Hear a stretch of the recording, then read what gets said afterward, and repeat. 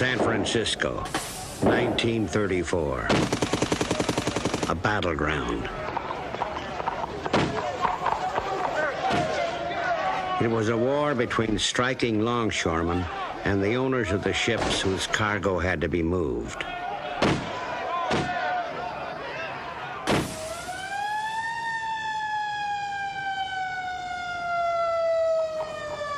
The fight was led by a man from Australia who went on to lead one of the most powerful left-wing unions in the country for nearly half a century. His name was Harry Bridges. I wouldn't say it was a matter of being indignant or outraged. I was taking care of myself. To take care of myself, I had to line up with other people and to help take care of them was one of those things. Well, you had a slogan, Workers of the World Unite. It's still a good slogan. It's an old Marxist slogan. I still use it. And that's how simple it was. Workers of the world unite. You got nothing to lose but your change. Still as good as the day it was said. We still operate by it. At least I try to.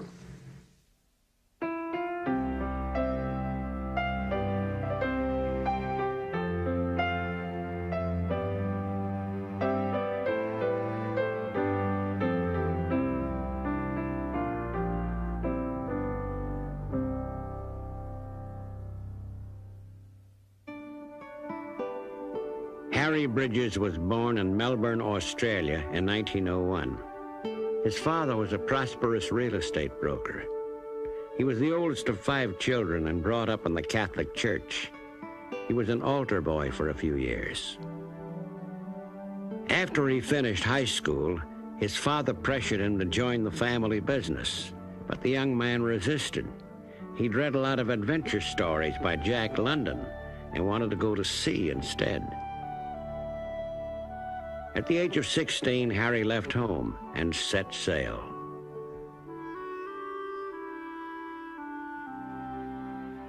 For the next 5 years, he roamed ports all over the world.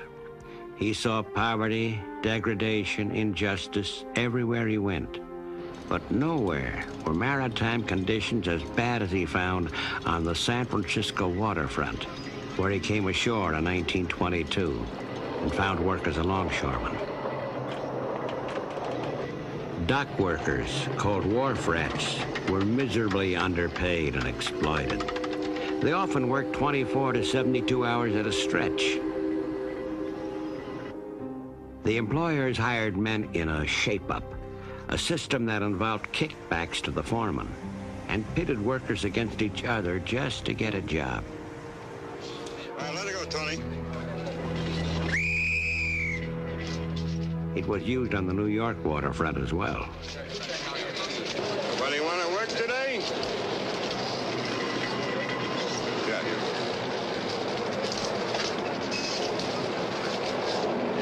Yeah, you.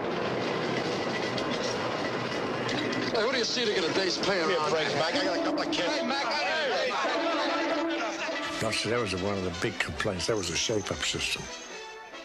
I used to work 7 days, 7 nights a week, year after year after year, on various organizing things, you see.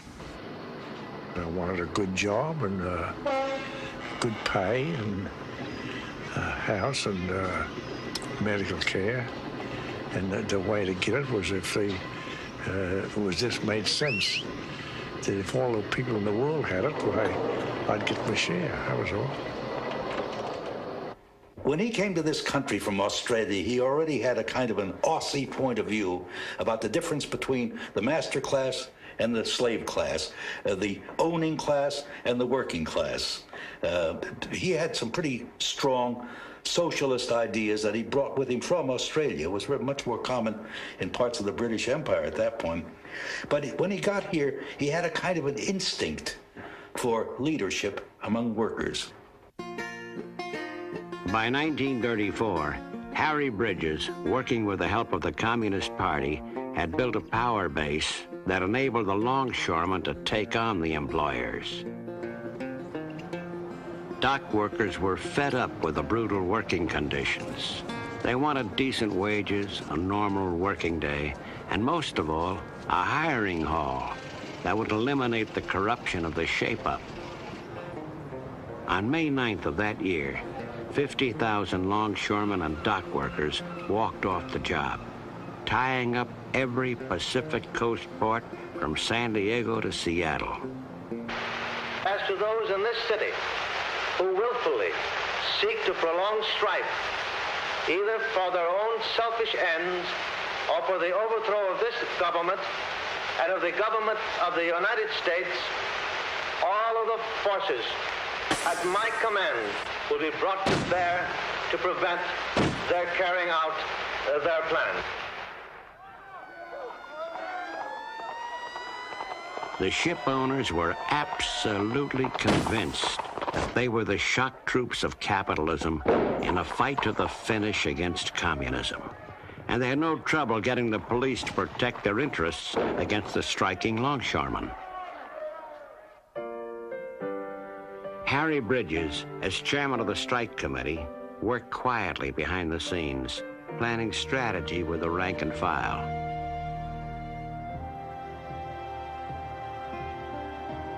The ship owners imported strike breakers from all over the country. On July 5th, 1934, when these men tried to open the port, the war began.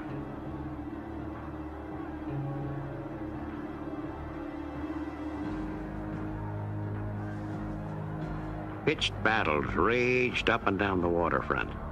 Hundreds were arrested and injured, and 2 men were killed, both shot in the back.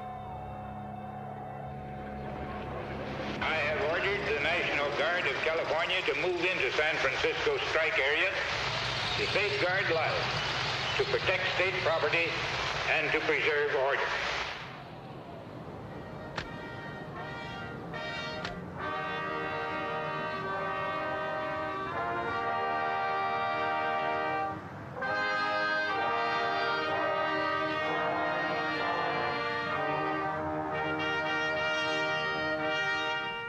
On July 9th, Howard S. Sperry, a striking longshoreman, and Nicholas Bordoise, an unemployed cook, were given a funeral the likes of which had never been seen in San Francisco. Over 40,000 people lined the streets to watch the longshoremen honor their dead. The public's reaction to this funeral was astounding. When a general strike was called the next day, the entire city came to a halt in support of the longshoremen.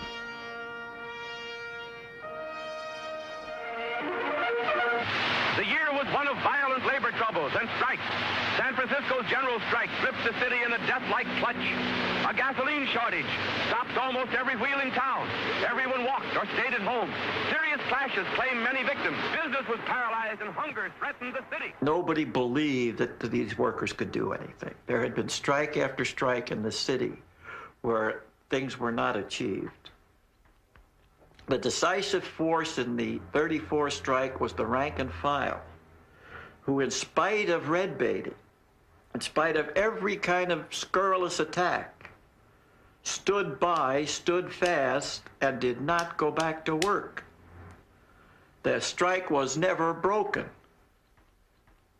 And each one of them had to go home every night and figure, Jesus, can we keep this up?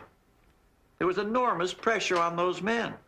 And all they had to go with was some Aussie called a communist who wasn't even a citizen. He was offered money.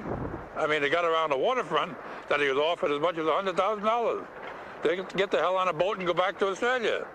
And he came up and even told the rank and file, they're sending the bitches who offered me money to leave town. You want me to take $100,000 and give it to you guys for your soup kitchen and take off?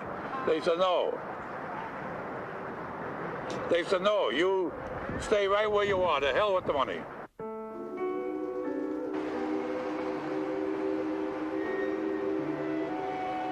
Three months later, the strike was settled, and the longshoremen won the thing they wanted most, a hiring hall.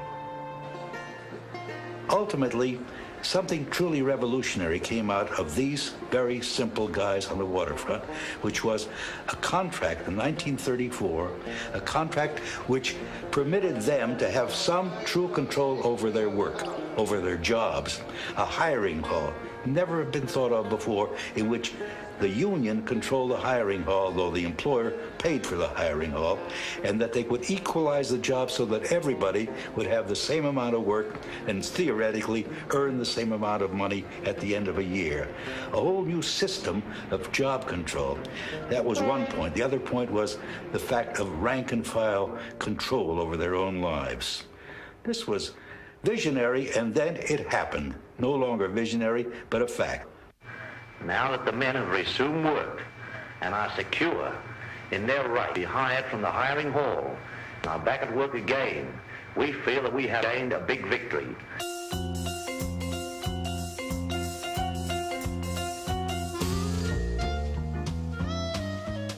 But no one, not even Bridges, could have foreseen the effect the hiring hall would have on the men.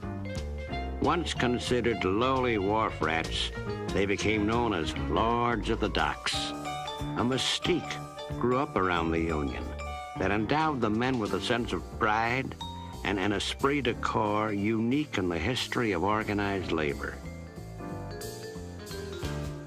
Harry Bridges, meanwhile, emerged as a powerful force in the American labor movement. He also became a figure of considerable celebrity, well beyond the waterfront, especially in Hollywood, where liberal members of the movie colony considered him an authentic working-class hero and sought his company.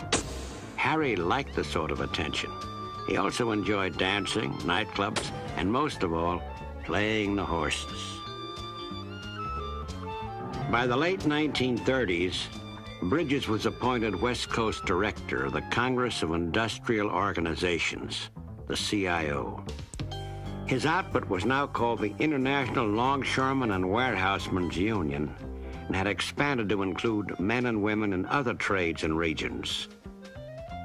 For this effort, Harry brought in a brilliant organizer, Lou Goldblatt, and together they formulated a policy that, unlike other unions, combined political goals with economic issues.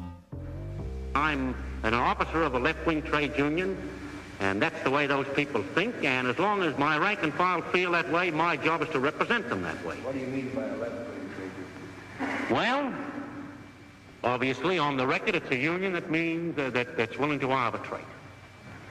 To start with, that's a matter of record. It's also a union that believes in a lot of rank-and-file democracy and control. It's a union, I'm giving you my definitions now of a left-wing union. It's a union that believes that its officers should be easy to remove and should function under a setup where their wages and expenses are no more than the highest paid at the most. The highest paid worker that's a member of the union.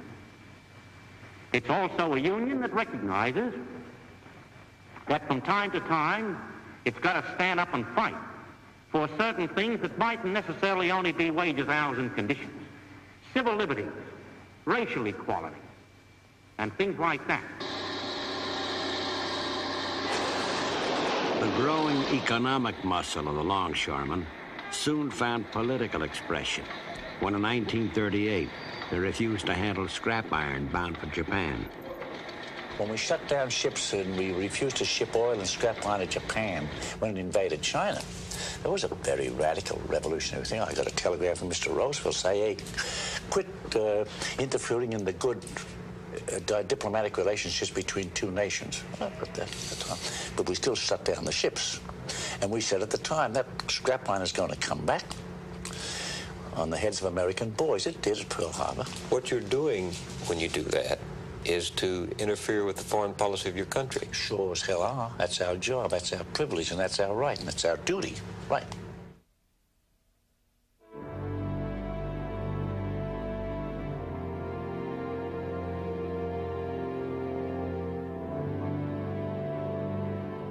By the end of the 30s, the ship owners wanted to get rid of Bridges.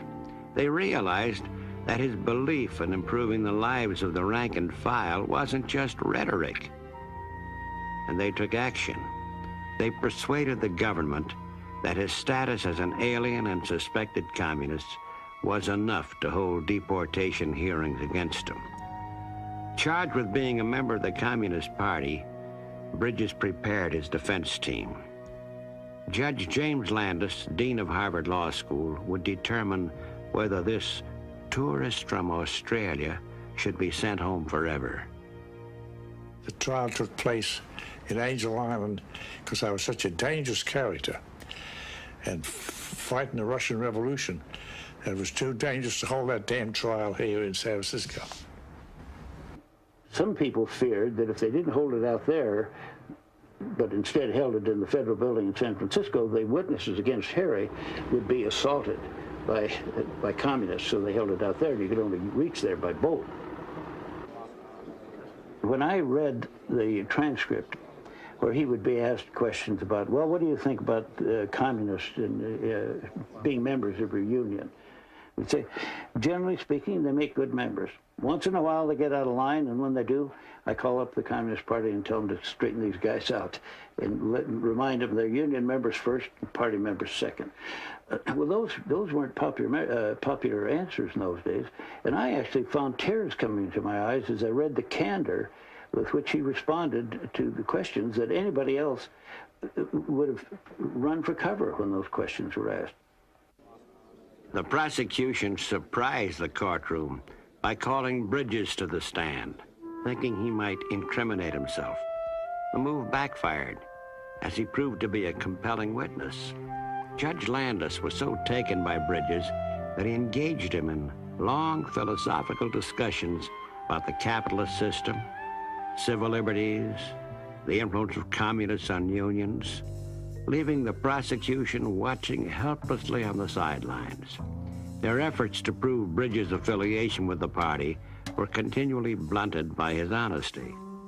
As one reporter wrote, Bridges' testimony was like a salty breeze coming in off the bay.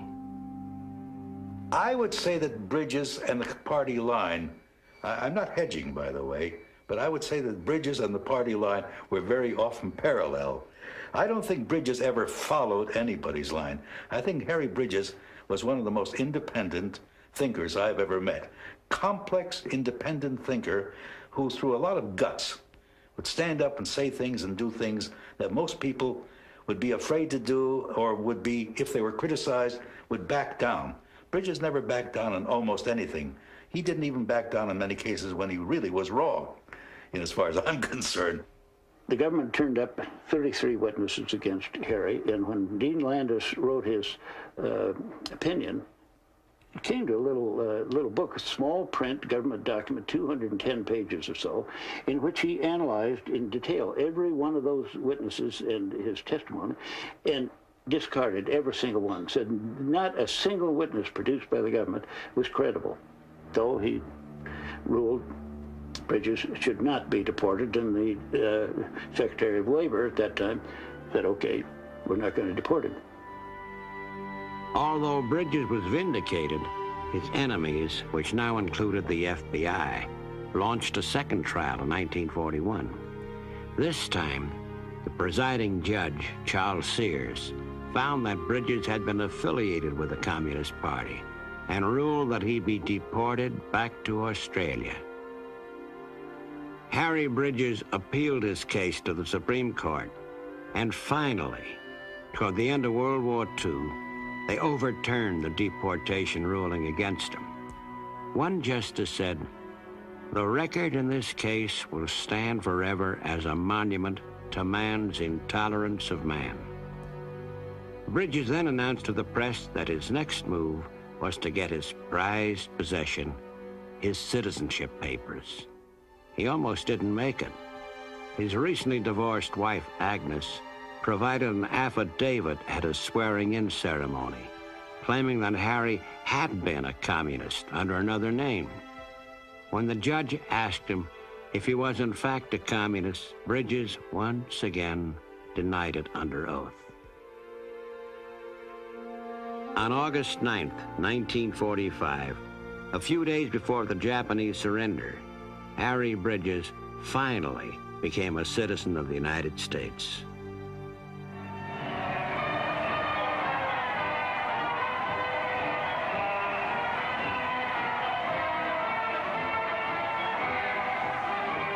When the troops came home and war production started falling off, the ILWU leadership, which had a long-held belief that the Union should have full racial equality, had a new problem to deal with. One night at Union meeting, I remember this very well. One of the old-timers asked Harry, when the war is over, what are you going to do about these black guys who have come here to take our jobs away from us? And Harry said, more or less, that he wished we had a system where we could have full employment for everybody, but if things reached the point where only 2 workers were left on the waterfront, if he was the one to make the decision, one would be a black man. I had never heard this kind of talk before. Discrimination against Negroes is anti-labor, anti-American, and anti-white, Harry Bridges wrote in his monthly column to the Union. His progressive stand on racial, political, and social issues sometimes outraged conservative members in the ILWU. But despite obstacles, the ILWU had a reputation for racial equality, and it gave them a strong base of support in Hawaii among various ethnic workers in the sugar and pineapple industries, who were organizing despite strong opposition from an employer group known as the Big Five. The Big Five in those days were throwbacks of the first missionaries that came over here. That there's an old saying in Hawaii: they came over to do good, you know, and they did damn well for themselves because they own all the land. They began to take over everything. They owned the sugar companies. They were the agents for the sugar companies, and the waterfront. They controlled everything. The workers were being exploited, and a lot of that was accomplished by bringing in different ethnic groups and keeping them separate and apart from one another, where they would play one group off against the other. And it was only until the ILW was able to pull all these groups together into one big union that we began to move forward. Whether you were a Filipino, a Chinese, or a Japanese, the union's position were all one, and we're equal in stature. ILWU organizer Jack Hall did most of the hands-on work in Hawaii, and Lou Goldblatt did the negotiating. But whenever things reached an impasse, Bridges would fly over and tell the employers in so many words that if they didn't continue to arbitrate, he'd shut the whole damn island down. I'm not afraid of the union's ability to defend itself. But you say, how are they trying to break the union? They'd be in there proposing a wage cut, as they propose in sugar and pineapple, if the union wasn't strong enough and able to battle. As a matter of fact, last year in the sugar industry, they locked the union out to cut wages. Well, we compel them to recognize the union. We're back of you, but that doesn't have anything to do with this present dispute. I'm asking how at this present dispute is any evidence of any intention to break the union. Gosh, if you wait, listen, Senator, if you depend upon the law in Hawaii to get union recognition, you'll wait a long, long time. I've been in the courts in Hawaii. The first battle we had to fight in Hawaii against these same employers, and these employers stood up in the courts, and they said it. It's on the record. They said the Constitution of the United States doesn't apply to Hawaii. That's the first fight we had to put up in Hawaii. Negotiating with Harry Bridges was both a joy and very frustrating. He was articulate, intelligent, loved to talk, and loved to talk about everything but the issues. He liked to show off his intelligence, his grasp of things, and very difficult to get him pinned down. He was always willing to put his reputation, his stature, even his physical well-being on the line During the years when he had a serious problem with ulcers, we'd be negotiating in the islands, and typically he'd be there with a bottle of milk, and you knew he had some pain, and you knew he was in some difficulty. He never revealed that. He never let that interfere. I never saw Harry carry a pencil. I never saw Harry with a piece of paper. But he would sit there, and when Harry would begin to make a delivery, the room got very quiet. Everybody listened, including the employers. One time we were in Sugar, where the employer was saying, yeah, but Harry, I mean, what do you need this for? Harry says, how the hell do I know? The workers told me they want it. That's it. You know? And he didn't elaborate and say, well, you know, it cost us so much for this, so much for that. He said, because the workers told me they need it.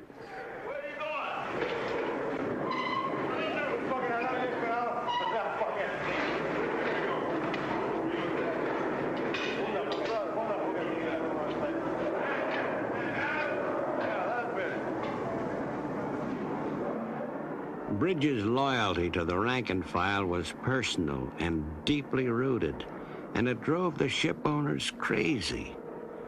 Even when we're wrong, we're right, he was fond of saying.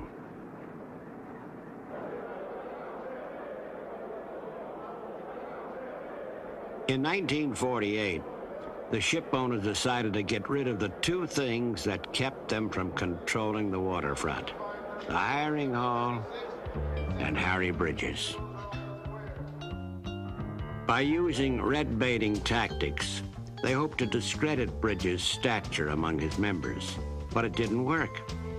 When negotiations for a new contract broke down and the union called a strike, the stevedores, even the conservative members, closed ranks behind Bridges, and the strike was won hands down. It was a bitter blow to the employers, but out of that experience, a much more realistic element emerged from their group, which said in effect, the hell with politics. Let's try to get along with this guy. I still belong to the school where you say to an employer, look, you're a nice guy, but here's the price. If you don't pay, you're going to get shut down. Because I've never met an employer yet, in all my experience. You go in there, and an extra penny of wages is 1 penny less of profits. So we have to get around that first. I remember when the employers used to sit down and argue with me, these ship owners around about it. It took us years to straighten them out. That they was really in business to give us jobs. They gave me that kind of a line. Look, get on your own side of the cockeyed table. I represent the workers. You're in business to make money. And when we agree on that, then we'll take it from there. After many, many years, they finally got around to that. It was called the New Look here. Mm-hmm. And a great man was heading the employees at that time, J. Paul St. Shaw. He's dead now, but he was a great man on the other side of the fence. That was the New Look when they agreed with us that their #1 job was making money. After many, many years of trying to kid me that their #1 job was to try to take care of me.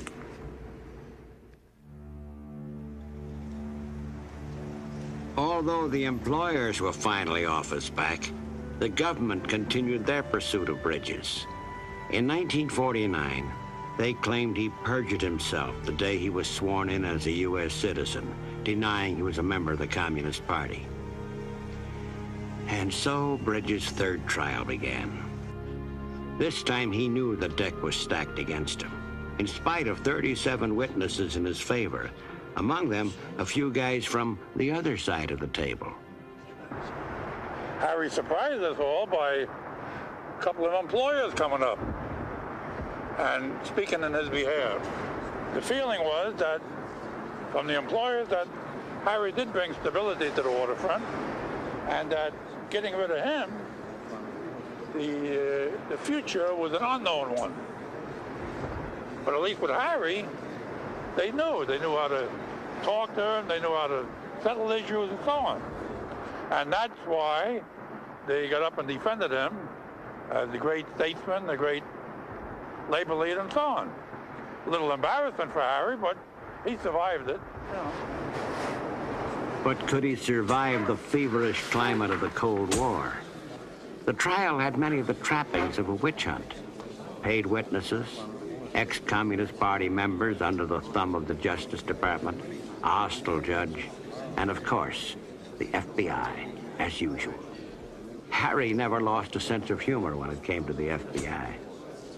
He would type something, and then he would tear it up into small pieces, including the carbon paper, and then put them in a couple of different wastebaskets, and then wait for a while, and then come back to the room. Of course, everything was gone.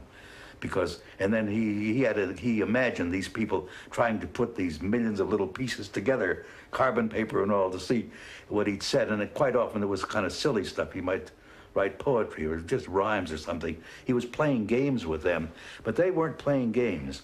The FBI did bug him. They were on top of him, and he lived in a goldfish bowl. No wonder he became kind of paranoid finally. The judge commended the jury on their conviction of Harry Bridges. You have finally found the golden truth shimmering in the fiery crucible of the trial, he announced grandly as he sentenced Bridges to 5 years in jail. Harry was released on $25,000 bail while he appealed the conviction. He confided to his attorney, Vincent Hallinan, "Vince, if they send me to jail, I'm afraid I'll go insane."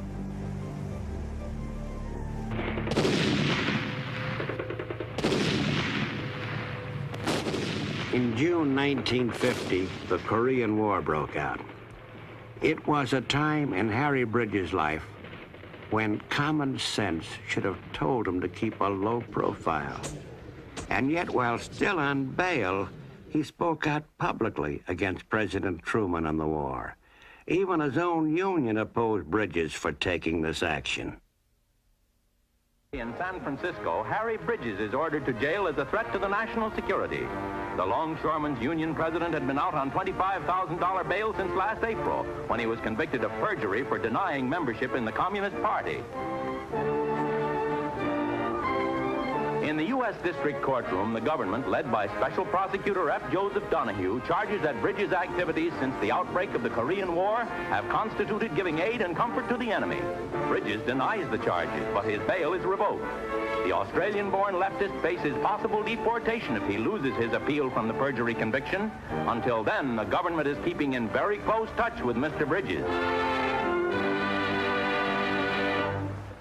The case went to the Supreme Court, and through their processes, Supreme Court Justice Douglas and the people that researched this whole effort said this man has the perfect right to say that this war is unjust, and he's not to be put in jail for it, so they reestablished bail. And then, actually, it was the stupidest thing they've ever done, because Harry came out a hero to his men. Even those rank-and-file members who had a different political viewpoint, I think they loved him. They loved him because he was honest. He was fallible, but he was honest. He was honest. He was honestly committed to rank-and-file security and progress. He was honestly committed to seeing that the world became a better world for people to live in. And he preached that. When he had that stage, when he had that podium, that microphone, he simply let it come out of his heart and out of his mouth. And he took punishment for it. When you were being represented as a communist, a scoundrel, a bogeyman, the scourge of the port, that didn't bother you? No. How did you hold on to what you knew yourself to be? I had a bunch of guys down below that I represented, and if I made a mistake, and I made plenty and led with my chin, they'd throw me back into the ring, and they said, "Get it back in there, you stupid fool, and duck next time." So I had something going for me that way. A lot of other people didn't. I always had a rank and file down below. I knew I could always fall back into their arms. I made a mistake and explained it that way. They understood. So that's where I was better off than other people. The government made one final attempt to get rid of Bridges, and in 1955, a fourth trial was held. But the presiding judge quickly dismissed the case, citing there wasn't a shred of evidence of Bridges' membership in the Communist Party. One observer at the trial reported that Bridges had tears in his eyes as the decision was read. The truth of the matter is that all the evidence introduced against me in those trials by the government was 95% true. The technical point of being a member wasn't there. So this is where a lot of this stuff comes from. What do you mean it was true? Were you sympathetic to communist causes? Certainly, still am. Were you a member? No, that's the point. That's the technical point. Well, if 95% of what the government introduced as evidence when it was trying to deport you was right, yeah. Were they right to try to deport you? No. No. Finally, the court said that. When I say 95%, they... Look, isn't it true that you went down to your workers and say, tie up those ships and don't ship that scrap iron to Japan? That was a crime as part of the charges. Isn't it true? Is it true that you served on a national committee with a known communist, Louis Weinstock, advocating unemployment insurance in this country? Yeah. And old age pensions, yeah. Is it true that you advocated industrial unionism and rank-and-file control? Yeah. Is it true that you advocate a Labour Party dedicated to the ownership and control of the means of production? I says, you're damn right, just like the post office. So all these things, guilty, guilty, guilty, guilty. Did you ever advocate the overthrow of the government? No. But that's not the whole question. The question was always posed by force and violence. People and the citizens of the United States have a right. It's in the Constitution. It's implicit in the Constitution, more or less in the Bill of Rights and the Declaration of Independence, that when the government doesn't serve the people, they have a right to dump it, get rid of it, and get another government. But the thing that the zinger that was added, always was added in my case, that was the charge by force and violence. Not guilty.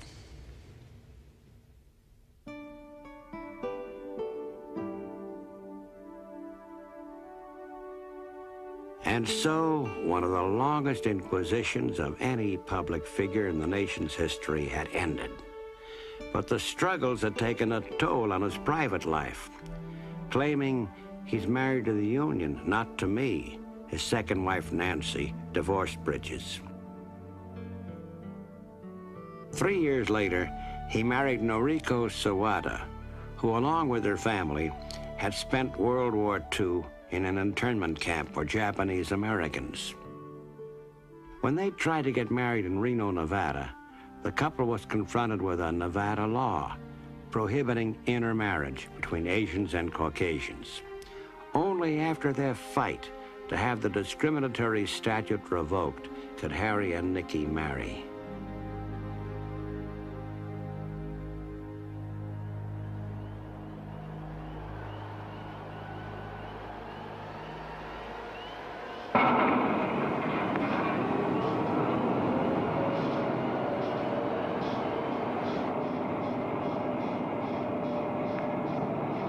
Harry Bridges now came face to face with a new opponent, one that he would find impossible to defeat. This enemy was not someone he could argue with or outwit or outsmart. It was a machine, the machinery of automation. He would have to make a decision. Would he fight the new machine and save jobs for his men, or would he move ahead with the new technology? Ready to go? Yes, sir. Oh, all right. I had a prepared statement, fellas, but I threw it away and decided to speak off the cuff. The trade is highly competitive, and it can only continue with a certain amount of mechanization and maybe certain other changes. Our purpose naturally being a fairly selfish one. More work for longshoremen, and the employers naturally wanting to have more ships and carry more cargoes. Bridges knew beyond all doubt that mechanization was unstoppable. His biggest problem was now convincing his membership to accept the inevitable fact. The days of handling cargo piece by piece, what longshoremen called hand jive, were gone forever. And with it, a way of life. Harry faced great dissension within the ranks from then on. When I came to the industry, everything was break bulk. The hours were long when you worked. You paid a price for it with your body, and men were maimed, and many died early.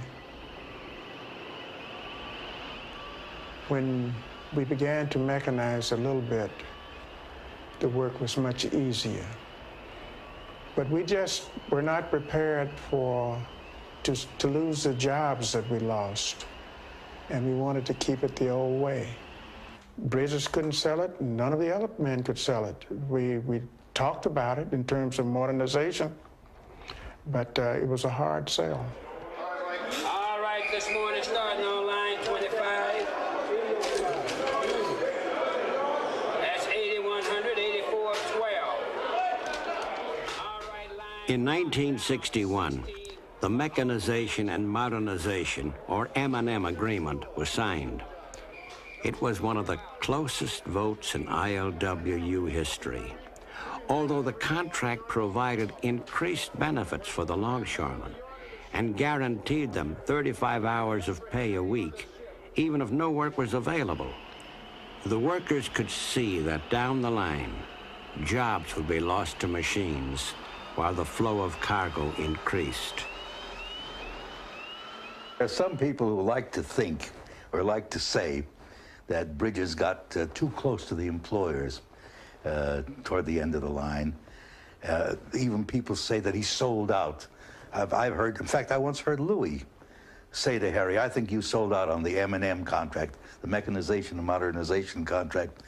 And this whole idea that the Communist Party people around the Union even put out a pamphlet once, I remember it well, in which they said, Harry is guilty of collaborating with the employers, collaborating in effect then with the enemy. I would argue with people who said that Bridges sold out. I would not argue with people who have said, as I think Link Fairley has said, that they settled cheap. I think they did settle cheap, but I don't think the employers snookered them. We didn't know how much that thing was worth. We didn't know how much those work rules were worth. Nobody had ever measured this. Time magazine hailed Bridges as a great labor statesman who had successfully brought technology to the docks, while the Wall Street Journal called the plan a form of socialism. But within a few years, there was rebellion and disillusionment in the ranks. For the first time in 23 years, a strike looked imminent. Many of the young men wanted to become battle, get their scars in battle. They wanted their own chevrons. And there was no way that the leadership could appease them because they said, we want to take the employer. We have never been on strike. We've never had that kind of warfare. We want it. And they wanted to test their ability to take on the employers and to have it said that they've been through a strike. The changes that had started to take place was beginning to have an effect upon the psyche of the longshoremen, if you want to call it that. And some of us just couldn't go along with that kind of a program. It was just that whole transition from the old waterfront where the emphasis was on the man as opposed to the new waterfront where the emphasis was on the machine, so that we were fast becoming an extension of the machine rather than the machine becoming an extension of us. And we started to do leaflets. And at first there was, because there was criticism of Harry in those leaflets, not attacks on Harry, because that was the one thing that we were careful not to do. We never attacked the person, we attacked the policy.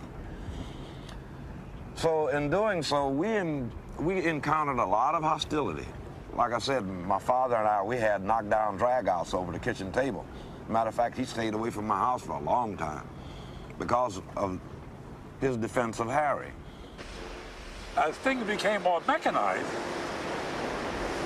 and the employer said, we're not going to put a $100,000 piece of machinery here for some ham and egg to come along and bust it up and smash it up and do everything else with it. We want a responsible guy to handle it.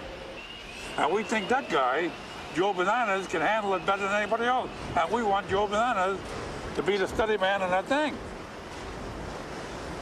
Well, the rank and file said, the hell with you. We're opposed to it.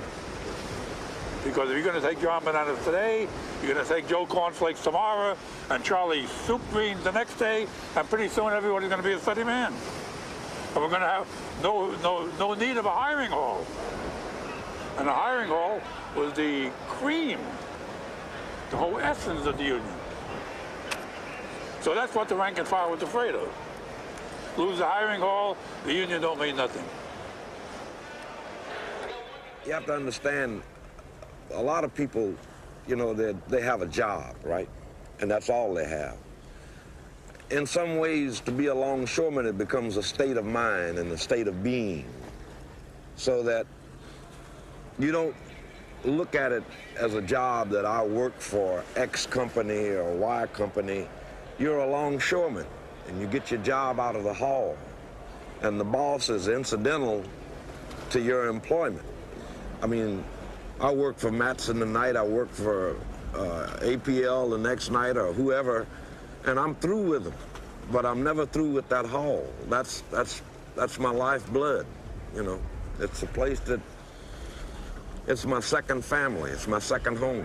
Hey, Bill. Bill, how are you? Are you smoking cigars and everything? But he's smoking those little cigars. That means he's still working.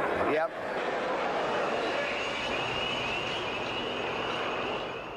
What it boiled down to was that a steady man could bypass the hall each morning and report directly to a company peer. The majority of the union saw this issue as a threat to the sanctity of the hiring hall. And in 1971, it led to a strike. Bridges did his best to talk the union out of it, but it was no use. 96% of the membership voted to hang the hook. Suddenly, the enemy is not the employer, it's Harry Bridges. And they made him the guy that was selling everybody down the river. And up to the point of the 71 strike, which he tried to avoid, as he tried to avoid every strike. They're a tough entity, and some of them you win, some of them you lose. You better be goddamn sure you're going to win before you start one.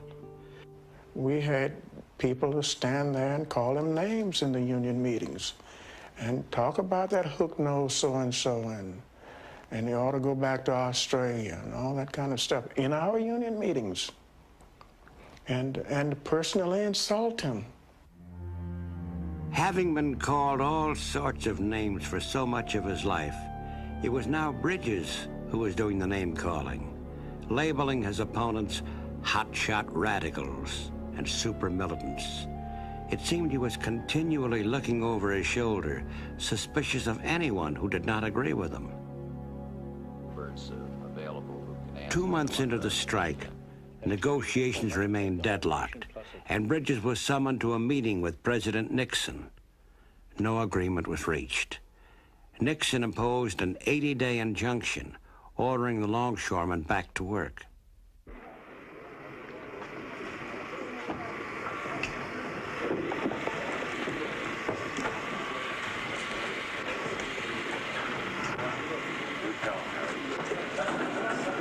Automation. They call it wireless. The government, as they have in the past, will go to court and they'll ask the judge for an order. It's an injunction saying they're on strike and they can't continue to strike. That's the way it would seem to me. Then it's up to the court to get the people to obey that injunction. I hope the court doesn't depend on me, because I don't think I'd be able to do it.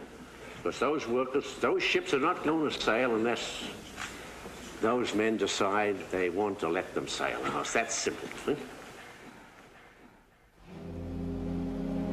It was the longest strike in ILWU history. Although Bridges had opposed the strike, he stood by those longshoremen who walked out, even when the strike ended in disappointment and defeat. We had 100 and some days of strikes, and we came back. We had to accommodate 943, steady men. The men we were battered pretty badly, but we won. We kept the Union together. Do you feel any stirrings down in the ranks of the younger members in particular about you and about the fact that you're 73 years old and the fact that you've been around a long time?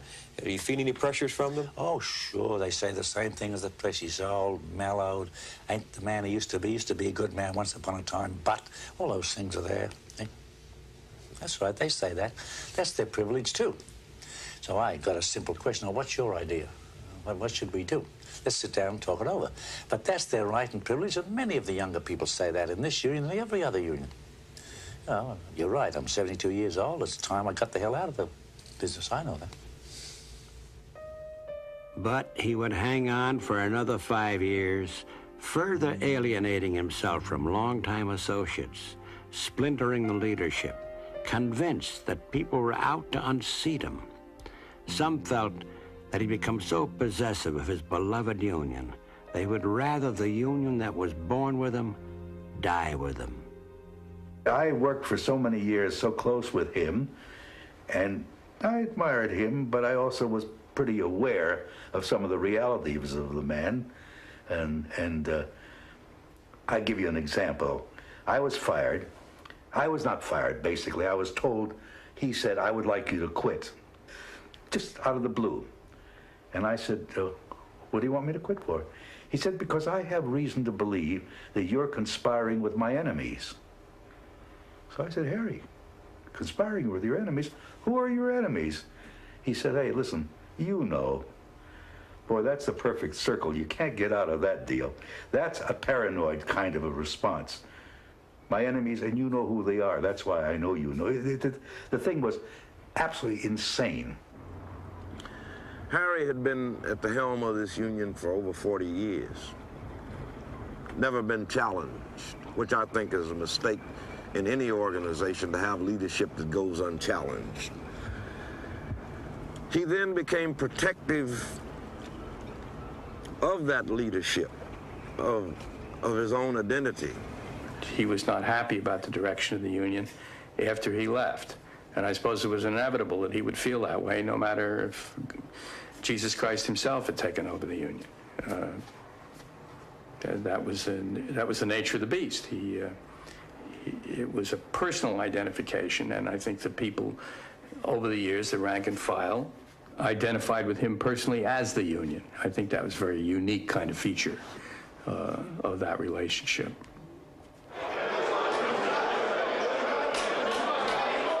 It had been kind of a love affair, really, between Harry and his Union. And not all love affairs end well. Still, they had fed off each other in an intensely reciprocal way, Harry wanting passionately to get them everything they needed to live decent lives, and the rank and file trusting him to get it for them. And yet, for all the material gains he fought so hard for on their behalf, his legacy can't really be measured in those terms.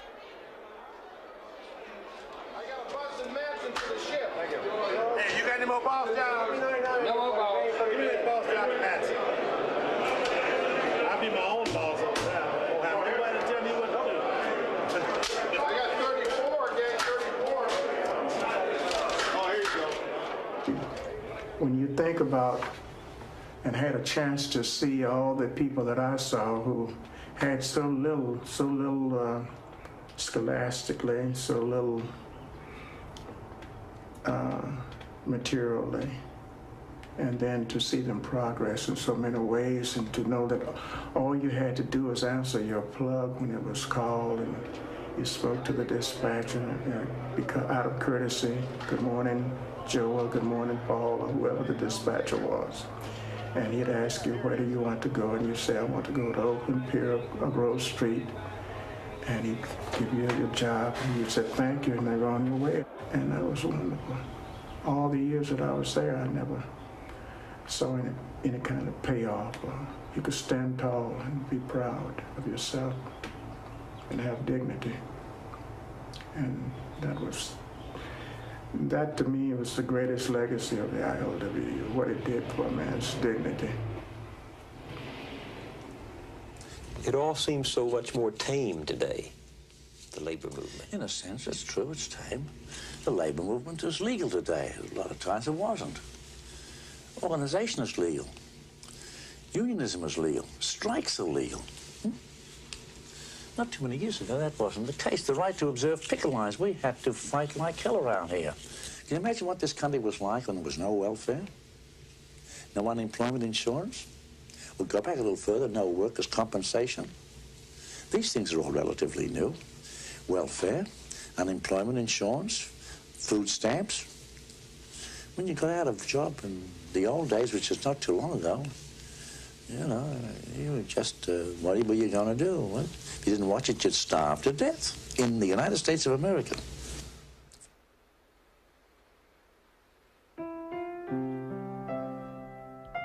Harry Bridges died on March 30th, 1990. The ILWU had made the transition to technology by then and is going strong today. In his last monthly column to the Union, he wrote, "I got to play a small part in some of the great events of the century, all because the rank and file of this union chose to elect me as their representative. My life, with all its ups and downs, would have been nothing without them."